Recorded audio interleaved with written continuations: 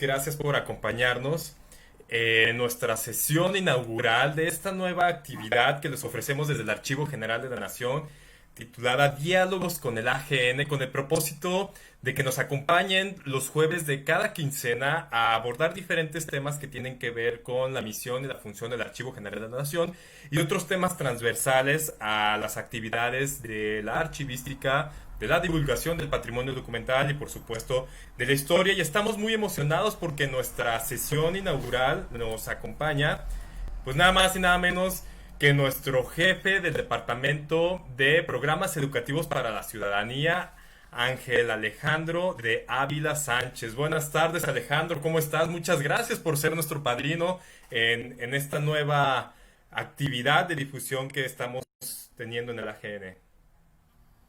Pues muchas gracias. Qué bueno que se están conectando. Vamos a conocer hoy la historia del Palacio de Lecumberri, del edificio que nos resguarda desde hace ya un poco más de 30 años.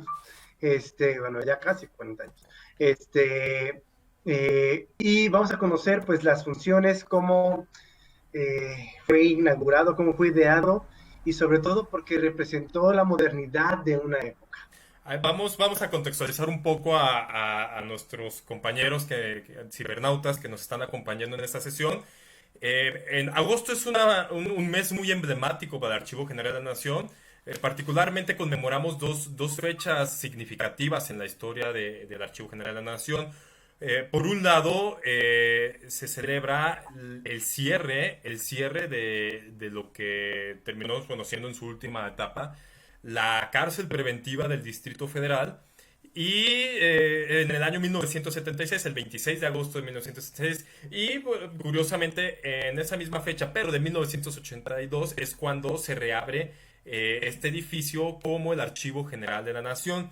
Entonces, Ángel, Alejandro, Alex nos va a dar un recorrido por la historia de lo que fue la institución que albergó este emblemático edificio conocido popularmente como el Palacio Negro de Lecumberri, que fue en su momento. A mí me gustaría que pudiéramos iniciar, Alex, que nos platicaras de dónde viene este nombre tan afamado, Lecumberri.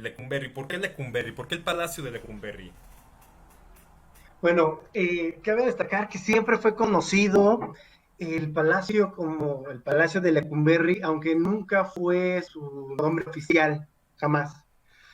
No, Lecumberri era una familia de vascos que tenían en las tierras, durante la época virreinal, tenían ahí una pequeña casona que conocían como la casona de Lecumberri, el Palacio de Lecumberri, y eran tierras de sembradío. Esto les decía era la época virreinal, pasaron los años, prácticamente los siglos, y la gente siguió conociendo esos terrenos, bueno, ese espacio como Lecumberri. Cuando ahí se construye la penitenciaría, al tener esta forma de castillo que tiene, pues la gente lo empieza a llamar como el Palacio de Lecumberri. Aunque, digamos, el nombre oficial con el que compraron los terrenos el gobierno de Porfirio Díaz para la construcción son la Cuchillas y los Llanos de San Lázaro, que los dueños en aquellos momentos de parte de los terrenos eran la familia Boker, los que tenían una importante eh, ferretería en las calles del centro histórico.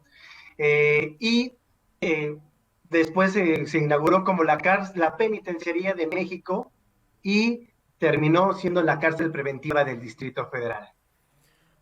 Vale, vale, muchas gracias. Mira, así que eran los llanos de San Lázaro, el nombre de los terrenos oficialmente. Sí, y se elige San Lázaro porque a partir del gobierno de Porfirio Díaz, bueno, en realidad también se consolida con el de su compadre Manuel González, pues se crea este nuevo sistema penal, ¿no? Que en realidad no era tan nuevo, porque prácticamente desde que México había sido un país independiente, siempre se estuvo buscando tener un código penal digno, propio de una sociedad civilizada. Siempre pues quedaban en proyectos, ¿no? Siempre se hablaba de que en un sistema penitenciario del mundo no podían convivir los que apenas están juzgando con los ya sentenciados. Con los ¿Por qué? condenados. Porque decían que estas prisiones eran un foco de contaminación moral. Entonces, si tú mezclabas a personas inocentes con culpables, pues estos en realidad las cárceles se convertían en escuelas de crimen, que hasta la fecha pues yo creo que sigue pasando. Entonces surgió esta necesidad ya con el gobierno de Porfirio Díaz de tener ya por fin este sistema penitenciario donde decían que tenían que también separar a hombres de mujeres. Imagínense la cárcel de Belén, ¿no? Que era la que Antes, estaba en su momento antes de en la cárcel de Belén, Lecumberri, pues convivían hombres con mujeres, con niños, con los condenados por delitos leves o con las personas condenadas por delitos graves. Entonces, esto no se podía permitir en un sistema penal digno. Entonces, empiezan a crear este proyecto, y es un proyecto, pues recuerden, ahí está con el porfiriato, el positivismo, es el método científico, hacen un montón de pruebas, ¿no? En un primer momento se pensó llevar la penitenciaría a Veracruz, decían, bueno, no, porque está muy lejos de la capital. Por otro lado, decían en Tepozotlán, en el palacio donde hoy es el Museo del Virreinato, ahí también fue otra idea que se presentó, que tampoco se concretó, porque decían, bueno, si es la penitenciaría del Distrito Federal, también es importante que sea jurisdicción del Distrito Federal, ¿no? Y finalmente se decide por San Lázaro. ¿Por qué? Hay varias razones.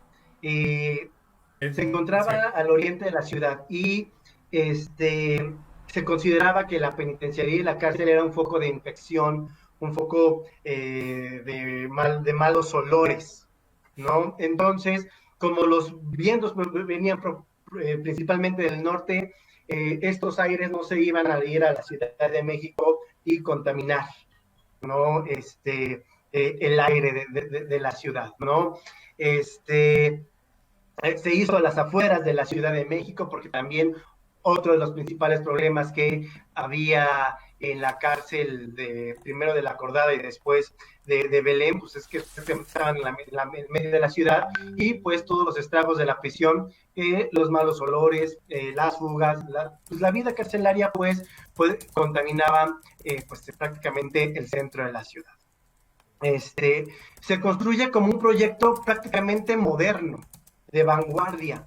Digamos que el Palacio de Lecumberri, que los estudios, digamos, inician desde 1881, y la construcción inicia en 1885, y dura 15 años su construcción, ¿no?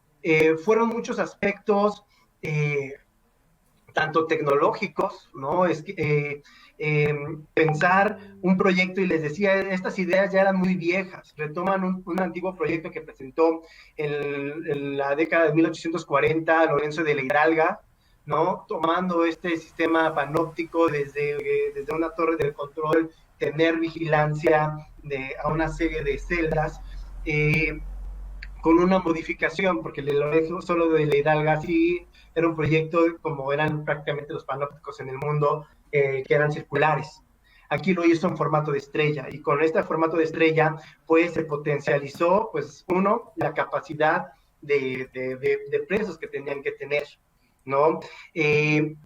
Algo interesante de la construcción es que utilizaron materiales por primera vez. Por ejemplo, en América Latina se usó por primera vez el concreto para una construcción. El concreto no fueron utilizados para los muros, sino para el suelo. El suelo prácticamente tiene una placa de concreto de 1 metro de espesor. El sistema con el que están, digamos, soportado el edificio es como lo que le llaman una nave invertida. Abajo del suelo, sobre todo del edificio de gobierno, es curvo, es como si fuera un gran barco. Recordemos que, bueno, estamos en tierras prácticamente lo que antes era un lago, entonces el suelo es muy acuoso, y entonces esto, digamos, permitía, por así llamarlo, flotar, ¿no? Que el edificio flotara en la tierra.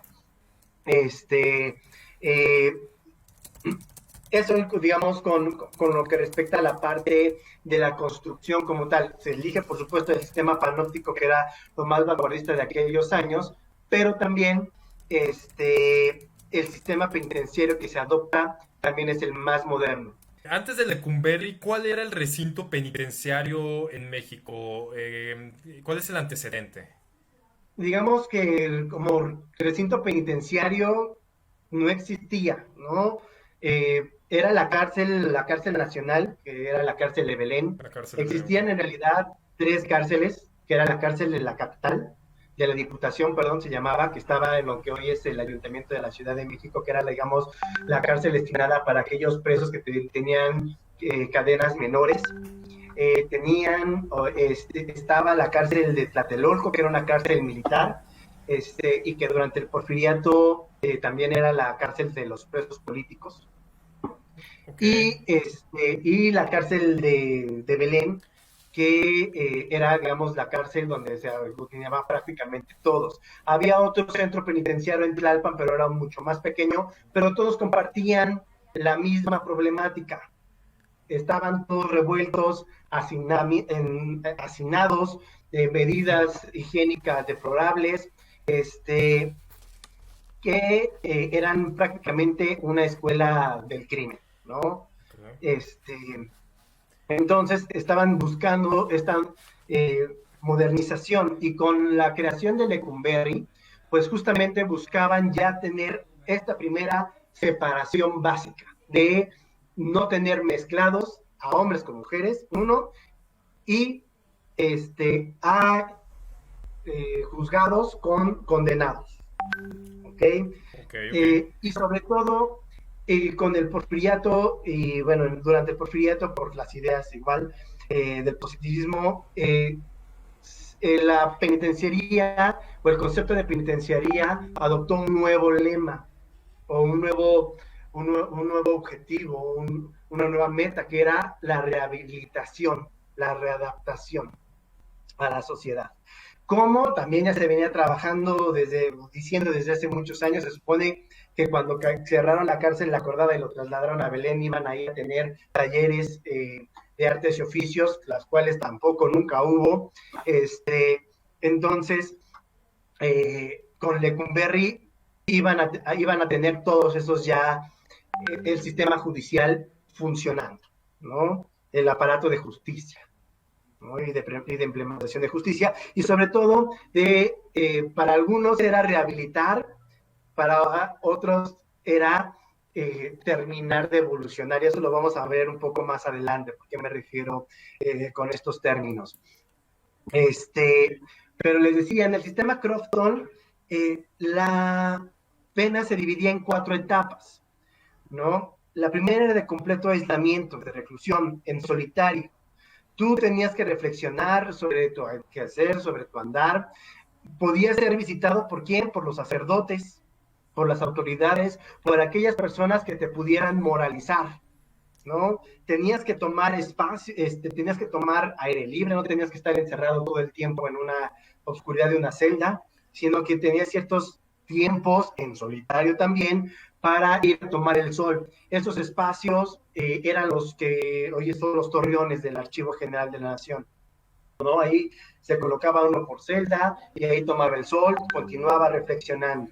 Este proceso, digamos, duraba 3 a 4 meses, ¿no? Dependiendo del reo, y después pasaba a otra etapa, que era la del trabajo y la escuela. Se decía que para poder rehabilitar a los presos tenían que tener, uno, educación, y dos, un buen oficio que les sirviera de utilidad. Entonces, en realidad esta es la etapa más larga de la reclusión. Entonces, tenías que trabajar en los talleres industriales obligatoriamente, porque aparte con ese trabajo pagabas tu propia manutención dentro de la prisión. Tenías que ir a la escuela también obligatoriamente, y se instalaba un sistema de medallas. ¿no? Que por tus méritos, ya sea en conducta, por buen trabajo y por buenas calificaciones, buen trabajo en la escuela, pues ibas ganando medallas, juntabas un número determinado de medallas, aproximadamente eran 72 medallas, pero podía variar de acuerdo a la condena del preso, porque estaba, digamos, diseñado para que ya una vez que cumplieran estas 72 medallas, pasabas a otra área, que era ya un área de privilegios, es decir, te ponían a prueba, a ver si ya estaba rehabilitado, ¿no? Entre las medidas que tenías es que ya no estabas en el panóptico, significaba que no estabas vigilado todo el tiempo, podías ir a trabajar afuera y regresar, ir a misa afuera y regresar, y si cumplías completamente estos pasos, alcanzabas la cuarta, que era la libertad condicional, y podías reducir tu condena hasta una cuarta parte, ¿no? Este sistema fue con el que fue inaugurado Lecumberri, con esta idea de la reforma, de estar monitoreando a los presos, siempre dormían en solitario, ¿no? Porque las noches, aunque trabajaban y convivían con otros presos, siempre se necesitaba estar solo para seguir reflexionando sobre tu hacer, sobre tu ser, sobre tu actuar, y, eh, y poder reinsertarte a la sociedad ya con un oficio y ya educado, ¿no? Eso es parte del sistema Crofton. ¿Aquí hay alguna pregunta? No más poco para dejar bien asentado. Entonces, para Porfirio Díaz, para el porfiriato, la generación de esta cárcel era su manera de lucirse un poquito en el plano internacional y mostrar a México ya como una nación de avanzada, pues. Sí, y de orden. De hecho, fue de las primeras cosas que se hicieron, ¿no? Digamos que prácticamente él toma desde 1801, es decir, desde que está Manuel González, en su primer año empiezan a hacer esta reforma, y estos cambios y estas teorías para crear este sistema penal, ¿no? Este código penal a nivel nacional, ¿no? Entonces, era para mostrar y sobre todo ya dar muestras de que México era una nación civilizada acorde a como estaba haciendo el resto del mundo, ¿no? Muy bien. Pues tuvo un inicio bastante idealista, admirable, es un modelo muy bueno, pero ¿y qué pasó, Alex? O sea, todo Pues pintaba para estar muy prácticamente, bien. pues lo que pasó, como lo que pasa todas las veces, o lo que pasó con todas las cárceles que ha tenido este país, que surgen con un sistema de ideal, ¿no? Este espacio fue diseñado para tener a 800, bueno, 780 personas. Prácticamente desde el día uno de su inauguración iniciaron trabajos de ampliación porque se dieron cuenta que no era suficiente. Y prácticamente después del porfiriato y con el inicio de la revolución, pues esa prisión se va llenando y se va llenando y se va llenando y se va, por supuesto, corrompiendo. Y digamos, el desastre final o el inicio del desastre es el cierre de la cárcel de Belén. ¿Por qué? Porque todos los presos que estaban en Belén, pues fueron a parar a Lecumberri en el año de 1933. Entonces, de tajada, ya triplicaron la población de Tajo. Y dos, pues ya volvieron al viejo sistema, ¿no? De convertir en una penitenciaría cárcel, en donde van a convivir inocentes, o bueno, no juzgados, con sentenciados, en donde van a convivir los acusados por delitos menores con los mayores, y van a convivir, aunque ahí ya van a estar más separadas, mujeres con hombres, ¿no? Las mujeres en Lecumberri, en el proyecto original, se decía que a los costados del edificio que hoy conocemos iba a estar por un lado la cárcel de mujeres, por el otro la cárcel de jóvenes, bueno, la penitenciaría de jóvenes y de mujeres, perdón, pero no se llevan a cabo. Las mujeres están en un espacio en donde era la cogía L, que después va a ser donde se fuga Alberto Cecilia Falcón, ¿no? Aquí el tema de las mujeres es muy, muy complejo o me costó mucho trabajo entenderlo.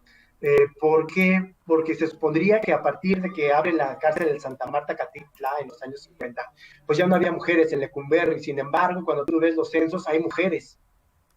Y esto era porque eh,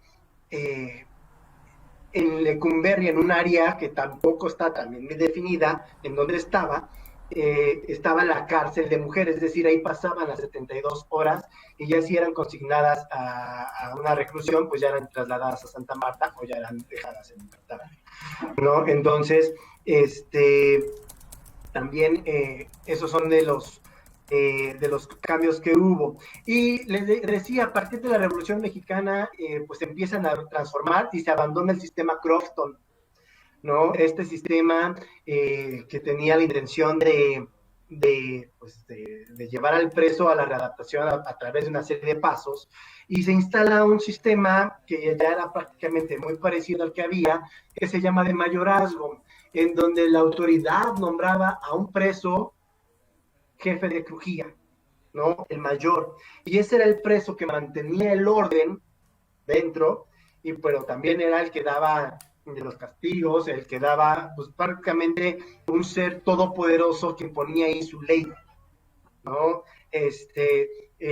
Y sometía, pues ahora sí, que a todos los presos que entraban por primera vez, pues llegaban a hacer prácticamente desde cero. Y los metían a una celda que le llamaban las caballerizas, ¿no? Te metían ahí, ahora que se pueda ver el Archivo General de la Nación, las visitas guiadas, para poder verle el tamaño de una celda, ahí metían, imagínate, 20, 30 personas, les llamaban los vapores también, porque imagínate, sudabas, y era la forma en que te sometían. Y tú como de nuevo ingreso ibas, te metían inmediatamente a esas celdas. ¿Para qué? ¿Y cuánto tiempo? Pues dependía de ti, dependía uno de cuánto te tardaras en pagar tu estancia, ya sea en una celda de pocos, de muchos, o pues que apuquinaras al mayor. Y dos, que entendieras que si tú eras una persona muy poderosa, pues allá adentro ya no lo eras. Entonces tenías que estar sometido a la autoridad, que en este caso era el mayor. Entonces, este sistema, pues, se puede decir que funcionó, ¿no? Porque en los 76 años que duró Lecumberri como prisión no hubo un solo motín, no hubo un intento de motín, cuando estuvieron los estudiantes del movimiento estudiantil del 68, que también ahí depende de las fuentes que tú leas, ¿no? Porque para los estudiantes fue un asalto que les hicieron los presos, que las autoridades les echaron a los presos a andar, y si tú ves del lado de las autoridades, dicen, no, bueno, se intentaron amotinar, y los presos que no fue ni la, digamos, no fue ni la policía, ni el ejército, ni los guardias los metieron en cintura, sino fue todos los propios presos que a Toalloso los regresaron a sus celdas, ¿no? Entonces, pues son de las historias que ahí se viven. Aquí les voy a platicar ahora también algo muy interesante que ocurrió en la historia de Lecumberri. Es la morgue. Cuando nosotros estamos hablando o escuchamos de la morgue, pues lo primero que viene a nuestra cabeza es un lugar donde estudian los cadáveres y determina, ¿no? Se murió por un ataque nuclear, ¿no? O sea, determina la causa de las muertes. Y en Lecumberri existía una morgue, ¿no? Esa morgue no era como la que hoy tenemos, sino le llamaban un laboratorio de experimentación. Lecumberri, recuerden, estamos en el boom del pensamiento científico, de querer encontrar respuestas científicas a muchas explicaciones, a muchos actuales. Y el determinar el por qué un hombre es criminal era también objeto de estudio. Era el Y la famoso, penitenciaría, era el famoso gabinete antropométrico, ¿no? el gabinete antropométrico, ¿no? En donde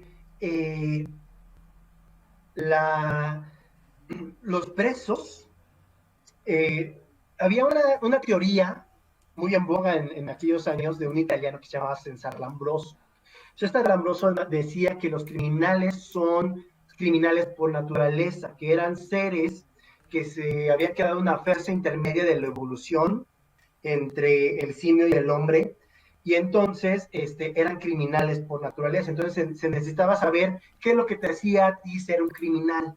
Entonces, cuando tú entrabas a Lecumberri, cuando entrabas a la penitenciaría de México en aquellos momentos, pues en realidad estabas entrando a un laboratorio de experimentación para determinar por qué eras criminal, ¿no? Entonces, por eso te ponían a prueba, por eso pasabas por diversas fases de reclusión, y finalmente, si te morías, pues tú al entrar firmabas un documento en el cual pues entregabas tu cuerpo a la ciencia. Entonces, lo que hacían en esta morga pues no era determinar las causas de la muerte, sino que eh,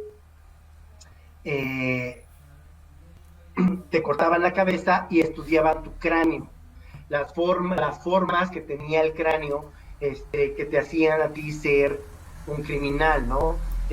Justamente buscaban estas rasgos simiescos, ¿no? De los cráneos para ver si sí eras criminal o no. Cuando cuando inicia la revolución, se cierra este gabinete, y pues los cráneos ahí permanecen en Lecumberri por muchos años. Es hasta que Nicolás León, pues que también era un criminólogo, los da al Museo Nacional de Antropología, y hasta la fecha ahí se conservan los cráneos en el Departamento de Antropología Física del Museo Nacional de Antropología, ¿no? Y ahí están los expedientes y las fichas de estos presos Okay. que hicieron ahí, que formaron parte de este estudio. Son aproximadamente, si no mal recuerdo, 80 cráneos los que se tienen ahorita, Entonces, ¿no? para precisar, Alex, si quisiéramos nosotros explorar, ahondar un poco más en los hallazgos que tuvo este gabinete antropométrico, ¿dónde podríamos consultar más información? Mira, hay un libro que publicó el Instituto Nacional de Antropología e Historia, que se llama Cronometría de Arreos, en donde viene especificado los expedientes de cada cráneo. Y hay trabajos también publicados por una investigadora del Departamento de Antropología Física del Museo Nacional de Antropología, que también los pueden conseguir. También es importante, no pueden ver los cráneos tan fácilmente, ¿no? O sea, están resguardados y no se pueden consultar tan fácilmente. Muy bien, vamos a hacer una breve pausa, Alex, para poder atender algunos de los comentarios que nos están llegando aquí por Facebook. Bueno, les agradecemos a todos los que han estado pendientes siguiendo esta transmisión. Saludos a los que nos acompañan desde Mérida. Eh, bueno, muchas gracias, por ejemplo, a Amelia, que nos está recordando que ella era una asidua y pues reiterada participante de nuestras noches de museos en el AGN. Nosotros también extrañamos mucho las noches de museo. Alex sin duda extraña muchísimo las noches de museo. Alex, Lidia y todos los chicos del Departamento de Programas Educativos para la Ciudadanía. Esperemos pronto pues, podamos reencontrarnos con las medidas de seguridad correspondientes. Bueno, Mari nos preguntaba por qué cambió el sistema, si no funcionó el sistema penitenciario. Bueno, ya nos platicaste, Alex, cómo, pues como todo, ¿no? Se fue saturando, se fue corrompiendo el autogobierno, este, pues sin duda llevó al fracaso este modelo que en un principio pues fue muy virtuoso. Pudieran hablarse de fugas famosas. Sí, Michelle, vamos ahorita a abordar un poco bueno, de fugas famosas, de presos significativos.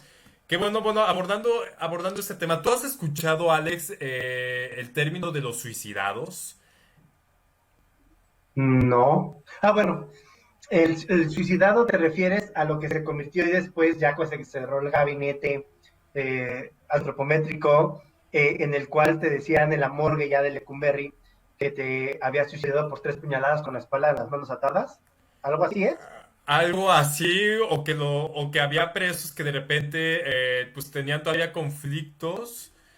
conflictos con gente del exterior y bueno, pues ejecuciones extraoficiales los ahorcaban y luego los hacían parecer suicidados, pues, ¿no?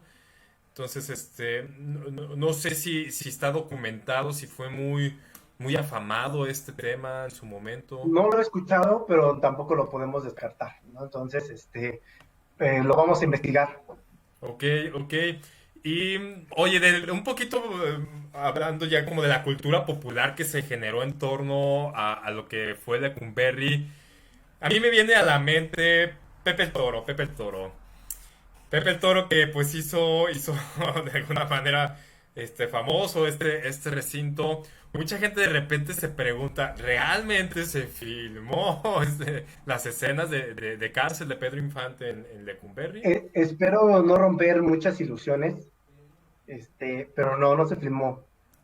Eh, digamos que Lecumberri era corrupto, sí, muy corrupto, pero no llegaban a tanto. Entonces, lo que sí pasó es que sí fue Pedro Infante, ¿no? Sí fue Pedro Infante, porque llegaban ahí las celebridades, ¿no? Allá en el archivo, recuerda, en nuestro interactivo del mural tenemos fotografías de María Félix, ¿no? Que fue a recorrer de paseo la cárcel, ¿no?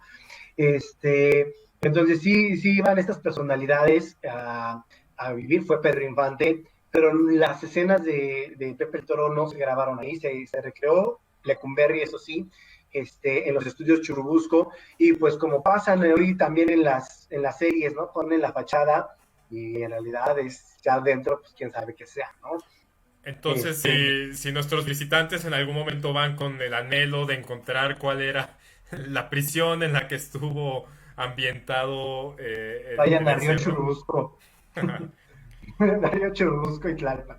Sí, sí es de las leyendas negras. Bueno, no negras, pero sí populares. Que fíjense que es de las preguntas que más nos hacen es justamente esa pregunta, ¿no? ¿Se firmó aquí Pepe el Toro? Y pues ahí tenemos que romper un poco la ilusión de las personas. ¿Qué otros personajes Este, míticos, qué otros personajes afamados pisaron Lecumberri? pues por supuesto, no puede faltar Juan Gabriel, ¿no? Recuerden, Juan Gabriel cuando murió, bueno, fue un boom ahí el Archivo General, todo el mundo quería conocer en dónde estaba Juan Gabriel, pero pues en realidad no tenemos noticia ni siquiera en qué crujía estaba, ya si tuviéramos la crujía, porque lo que sí es que no hemos encontrado es el expediente carcelario, ¿no? No, no, De Juan Gabriel. no hay una persona Este, que haya sido ingresada bajo su nombre. no, al menos en la búsqueda que fui a hacer ya también hace mucho tiempo al archivo de la Ciudad de México, pues no encontré a Juan Gabriel en su expediente, ¿no? Que es donde tendría que estar en realidad, Sí, ¿no? bueno, Donde están porque los expedientes de cabe, todos. cabe, cabe resaltar que en el momento del cierre de Lecumberri, al ser la cárcel preventiva del Distrito Federal, entonces estaba bajo la jurisdicción del el gobierno local y por ende, pues toda la información histórica referente a la operación de lo que fue la antigua La cárcel penitencia. Ajá. la penitenciaría está resguardada en el archivo histórico de la Ciudad de México, ¿cierto? Cierto, ahí está, Muy ¿no? bien. Este, eh, también estuvo Chava Flores, ¿no? Sábado, Distrito Federal, México, Distrito Federal, perdón, ¿no? Leoye Bartola, ¿no? Digo, personajes de la cultura popular, pues es que era la prisión más importante de México, ¿no? Y quisiera ahora platicarles de otro, de las fugas, ¿no? Estamos hablando, ayer habíamos hablado de las fugas, ayer había preguntado, en realidad se fugaron en el Palacio Negro de Lecumberri, se dice que era tan estricta su vigilancia que era una cárcel infugable, ¿no? En realidad sí hubo fugas, hubo dos fugas en las que se escaparon 5 personas, ¿no? La primera y el primero a fugarse fue un norteamericano llamado Douglas Dwight, ¿Es el que se vistió eh, de mujer? que se vistió de mujer, ¿no? Él estaba en la crujía L, y recibía la visita de su novia, también una norteamericana. Y cada que ella visitaba, le pasaba, se colocaba doble prenda de ropa, las cosía, se las iba dejando hasta que un buen día, pues, él se hizo Armó, pasar, salió por la puerta, terminó de armar se su vistió de outfit. mujer, aprovechó sus rasgos finitos y salió por la puerta, ¿no? Él se convirtió Entaconado. en la primera persona fugada de Lecumberri. Que incluso Él, escribió un libro, ¿no? Al respecto, como para él escribió mofarse, un libro, mofarse al y él respecto. escribió el libro, este, lo pueden conseguir en librerías de viejo, está bueno, ¿no? Sí estaba muy bien escrito. Y bueno, él se va a los Estados Unidos y el gobierno mexicano pues como que se resignó a la fuga y ya no solicitó nunca más su orden de reapertura. También yo creo que les avergonzó un poco el darse cuenta de la falta del preso prácticamente creo que una semana después de que se había fugado, ¿no? Entonces, pues ya dijeron, no, bueno, pues ya mejor ya déjenlo ir, no, ya no hagan más grande de esto, ¿no? Y por supuesto, la fuga que detona el cierre de Lecumberri fue la de Alberto Sicilia Falcón, junto con otros 3 cómplices, desde la crujía Ellen, que para defensa de la construcción porfiriana, que dicen, no que tenían una capa de cemento de 1 metro, pues no era un edificio propiamente porfiriano, sino fue de las ampliaciones que hicieron posteriormente. De ahí se fugó, ¿no? Compraron una casa al otro lado de la calle, y desde ahí, al vil estilo del Chapo Guzmán, fueron construyendo un túnel que lo conectó a un costado del baño de su celda, ¿no? Entonces, por ahí se fugaron, y fueron recapturados también una semana después, ¿no? Entonces, unos días después. Fueron ingresados a Lecumberri y finalmente después trasladados al reclusorio que hoy conocemos, ¿no? Y Alberto Sicilia Falcón, pues también pasó a la historia por ser el primer mexicano en fugarse por un túnel de Lecumberri, ¿no? Y detonar, básicamente, ¿qué es lo que detonó la fuga de Alberto Sicilia Falcón? Pues simplemente visualizó y dio a conocer lo que ya todo el mundo sabía, ¿no? El nivel de corrupción. ¿Por qué? Porque en la casa desde donde se construyó el túnel encontraron los planos de la prisión, planos que solamente pudo haber obtenido con ayuda de las autoridades correspondientes. También la construcción del túnel pues fue prácticamente muy exacta, tan profunda como tenía que ser de profundo, o sea, no, eh, digamos, muy bien hecho este túnel, que también él escribió su fuga, pero a diferencia de Douglas Dunwright, él sí dice, no, yo era inocente, y pues casi, casi, yo cuando iba pasando cuando se estaba fugando, y por eso me fue por una posibilidad, él era el líder de esta conspiración. Yo nomás aproveché el aventón. El carro ya estaba ahí. Yo nomás. Pero, pues fue algo que sí les salió en una lana, y esta lana les duró, les digo, una semana, porque no duraron mucho libres. Órale, órale, órale. Oye, nos preguntan, Alex, bueno, primero hablaremos sobre presos políticos. Sí hablaremos en presos políticos, pero lo dejaremos para un momento más idóneo, que será la conmemoración de octubre. En el diálogos digitales que tengamos en octubre, con mucho gusto este será tema obligado, hablar sobre los presos políticos.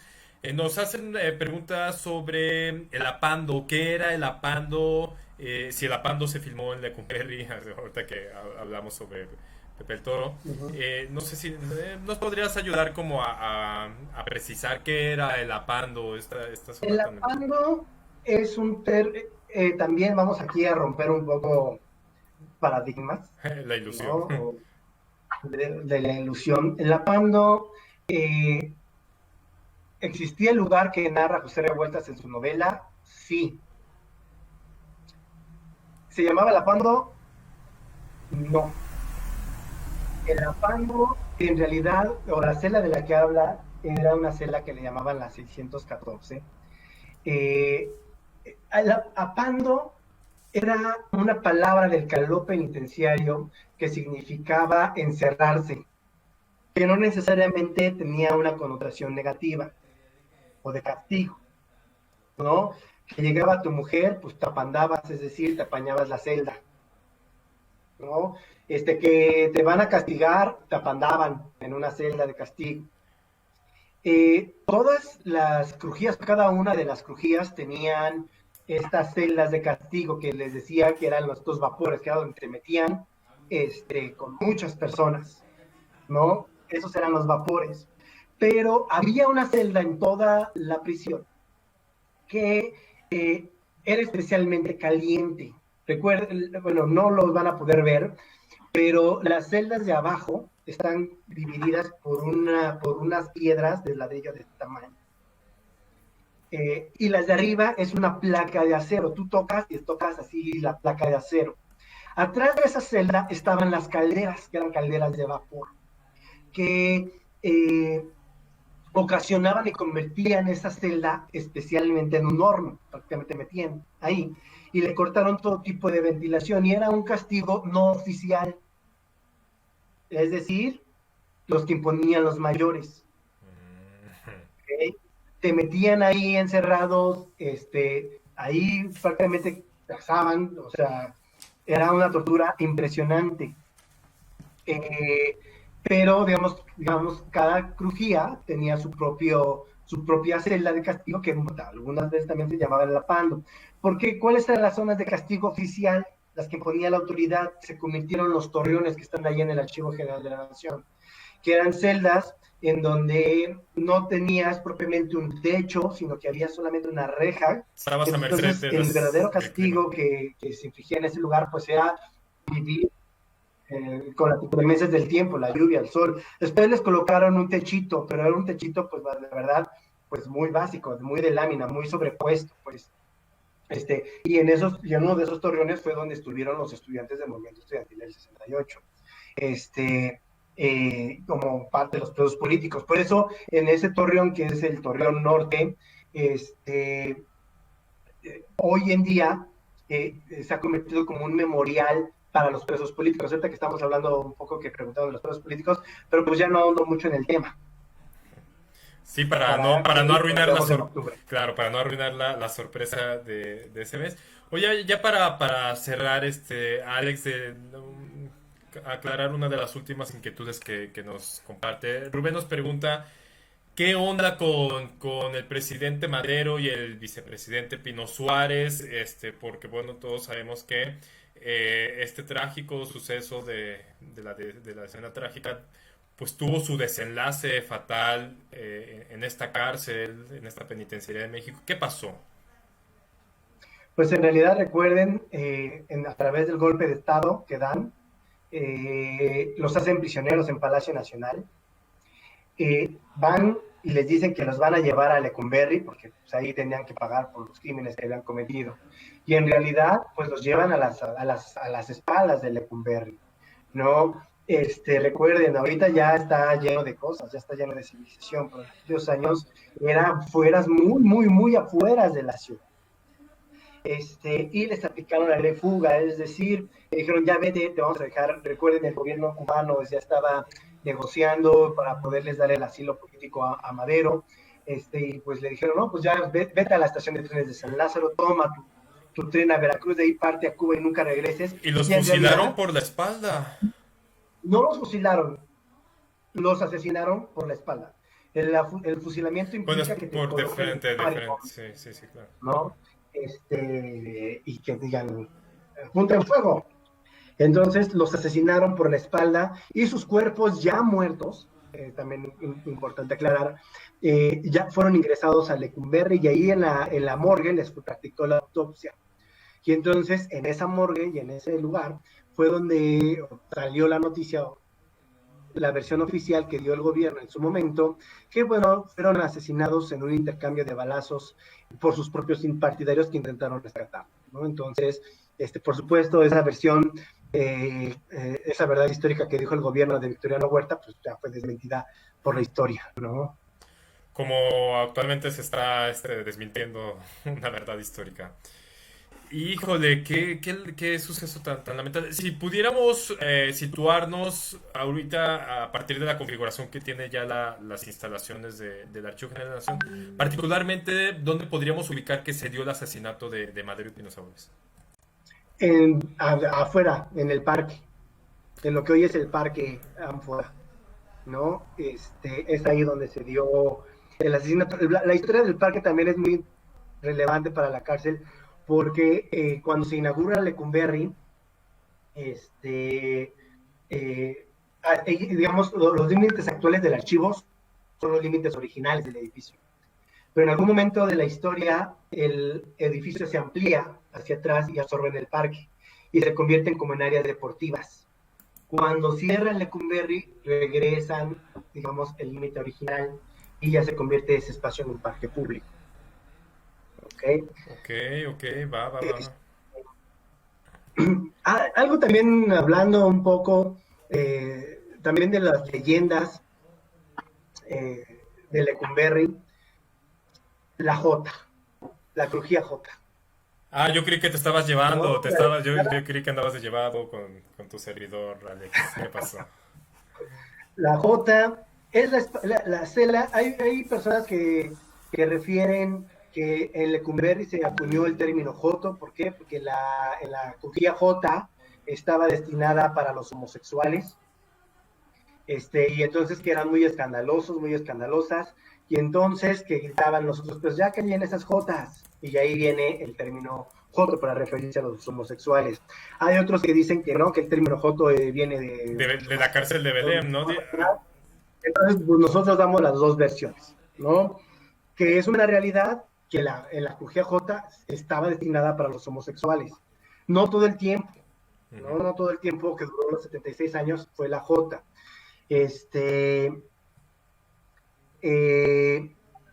Y es que también la cuestión de separar a los homosexuales es muy interesante, porque cuando durante el porfiriato, se hizo una clasificación de los homosexuales, como actualmente se hace, entre activos y pasivos. En el porfiriato se decía que los homosexuales más peligrosos eran los activos. ¿Por qué? Porque podían ocultar su verdadero ser. Aparte de que ser homosexual, ser criminal, era sinónimo, ¿no? O sea, si eras homosexual, prácticamente tenías todo para ser un criminal, Eras diabólico. ¿no? Ajá. Genéticamente, o sea, eso durante el porfiriato, entonces decían, es que los activos pues pueden ocultar sus verdaderas intenciones más rápido, son más propensos a la violencia, entonces son más peligrosos. Pero cuando hubo la revolución, hubo otro cambio en la mentalidad. Y aquí, los peligrosos, por así llamarlo, eran los pasivos. ¿Por qué? Porque te podían Incitar. contagiar, Porque ellos ¿no? Incitar, te podían ¿no? engatusar con su rayo Sobre todo, homosexualizador. porque hay una frase muy, muy emblemática surgida en un estudio que decía que el homosexual activo hacía uso de los hombres por necesidad física, o sea, nunca por homosexual. O sea, no había un vínculo afectuoso, o sea, era porque el cuerpo lo engañaba. Ajá, simplemente tenía que desahogarse y entonces podía tener mil razones por las cuales tener relaciones con un hombre, menos ser un homosexual. Mira ¿No? nomás. Y entonces los homosexuales eran los peligrosos porque pues, de tanto que te pudieras dar, pues te podía gustar y contagiar. Entonces por eso los tenías que aislar del resto de la población, tanto para protección de ellos mismos también, porque también eran violados y también eran ultrajados, Sí, eran y también atrevidos. porque podían contagiar. Más allá de una enfermedad, podían contagiar la homosexualidad. No, por supuesto, estas teorías pues ya están más desechadas, tanto la de Lambroso como pues estas de los homosexuales. Órale, qué interesante. Pues yo creo que seguirá la controversia sobre el origen del mote de Joto para referirse a la población homosexual. Sí, hemos identificado que muchas personas identifican que incluso desde la cárcel de Belém sostienen que ya se hacía esta distinción. Al parecer sí existe cierto consenso de que pues sí fue fincado este término dentro de un ambiente carcelario. Y Es que pues, para esto por una cárcel, no necesariamente Lecumberri, ujú. porque también, por ejemplo, en las memorias de David Alfonso Siqueiros, dice, en sus primeras prisiones, dice, los homosexuales estaban en la crujía H, después ya estaban en la J por obvias razones, ¿no? O sea, así lo deja de ver. Este, eh, Otros, por ejemplo, de los términos que surgieron de las prisiones, no de Lecumberri generalmente, pero sí de las prisiones, el término vergazo, porque en las prisiones se utilizaba un látigo de cuero realizado con el pene del toro, ¿no? Con ese te tapaleaban, ¿no? Entonces, de ahí viene el término vergazo, ¿no? De que te dan un latigazo con ese Y látigo, que es el ¿no? Eso, propio Alfaro Siqueiros quien se revela ante esta práctica y la esta abole, ¿no? práctica y desemboca en un movimiento que pone fin al uso del vergazo dentro de la prisión. Es que Siqueiros también, que va a ser tema de otra de nuestras charlas, la vida de Siqueiros en prisión, aunque las primeras tres fueron muy cortas, fueron de gran relevancia, ¿no? También la supresión de las pijamas de rayas, en fin, muchos otros temas que si quieres lo dejamos para otra ocasión. Vale, pues muchísimas gracias, Alex. Muchísimas gracias a quienes se tomaron pues el tiempo para acompañarnos. Con Paulina Vargas nos pregunta que qué documentos vamos a exponer el próximo año para conmemorar el bicentenario de la consumación de la independencia. Bueno, pues no nos arruinen la sorpresa. Ya les estaremos revelando más detalles conforme se aproxime esta fecha. No solo el 2021 no solo es Conforme. la conmemoración del bicentenario de la consumación de independencia, también será una fecha significativa que ya les seguiremos anunciando una oferta de actividades en torno a los 500 años de la caída de Tenochtitlan, entonces también pues estén atentos. Michelle Hernández, existe una placa afuera sobre los asesinatos de Madero y Pino Suárez. Sí, en efecto, en el ingreso al Archivo General de la Nación del lado de la calle de Héroe de Nacosari hay unos bustos en honor de estos dos personajes. Con Paulina Vargas siguen digitalizando documentos para subirlos a la consulta online. Continuamos y el Archivo General de la Nación mantiene un proyecto permanente de digitalización para poder engrosar la cantidad de documentos que pueden consultarse de manera virtual. Les recordamos que por estos momentos se encuentra habilitado el sitio archivos.gov.mx diagonal guía general, donde pueden encontrar la guía general de fondos en línea para poder conocer a grandes rasgos el catálogo general de los fondos documentales que resguarda la GN, una breve descripción a diferentes niveles de catalogación y existe un acervo que al momento todavía sigue siendo un poco reducido, pero que es una alternativa para consultar algunos de los documentos que ya han sido digitalizados. Los invitamos a echarle un ojo y pues les agradecemos habernos acompañado. Muchas gracias por estar con nosotros. Tenemos una cita para el próximo jueves 20, el próximo jueves 20 de agosto. Y bueno, pues sin mayor demora, pues nos despedimos. Alex, muchísimas gracias. Gracias a ustedes y pues nos estamos viendo por aquí. Y los esperamos que cuando vayan a conocer el Archivo General de la Nación, ahora que estemos en semáforo verde. Así es, ya que estemos en semáforo verde y vuelva a abrir sus puestas el Archivo General de la Nación con todas las medidas de protección necesarias, será un gusto atenderlos. El mismísimo Alex va a estar ahí dándoles el recorrido. Bueno, una última pregunta para no dejarla en el aire. Ivonne Hernández nos pregunta que si el túnel por donde se escapó Cecilia Falcón, ¿dónde desembocaba? Desembocaba en lo que es ahorita Héroe de Nacosari, ¿verdad? Desembocaba en una casa que ya no existe, que ahorita ya es un jardincito público a un costado de una escuela pública que está ahí. Ah, ok. Entonces ahí desembocaba, ya el túnel por supuesto ya no existe y fue tapado. Perfecto. Pues con esto concluimos.